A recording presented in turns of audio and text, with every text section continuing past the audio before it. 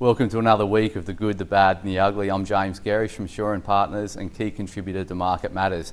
I wanted to start this week on the good with Star Entertainment. I think it's really important when you're looking at a set of results to look at it in the context of where the share price is trading at the time.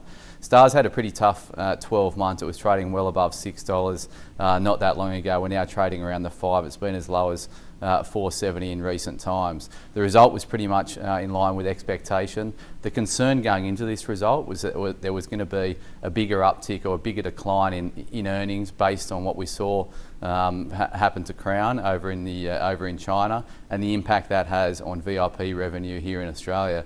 I guess the other impediment to Star at the moment is the redevelopment they're doing or the renovations they're doing, particularly at Star in Sydney. So all of these things were well known. And there was going to be a reduction in earnings. That played out, but this is a story for the next 6 months. The trends in the first 2 months of the year are reasonably positive for Star, and we expect that business to gain earnings momentum over that period. It's a business you want to buy when short-term issues have impacted the share price, but the longer-term thematic around earnings still stacks up. So Star, a good result for mine, and it's a buy down here around $5 a share. On the bad, it was actually a good result and a better result than the market was anticipating on the top line is Wesfarmers. So Wesfarmers' top line result was better, the dividend result was better. I spoke last week about Suncorp being, there was a miss on the top line, but the underlying trends were positive. Wesfarmers, I should say, there's probably the opposite here. The top line is better, the underlying trends are weak. So in terms of the underlying trends, the Coles business, like-for-like sales growth is slowing. We're now around 1.3%. The market was going from 1 to 1.5, so it's well in the range, but those trends are starting to slow. Bunnings has really been the jewel in the crown for Wesfarmers for quite some time.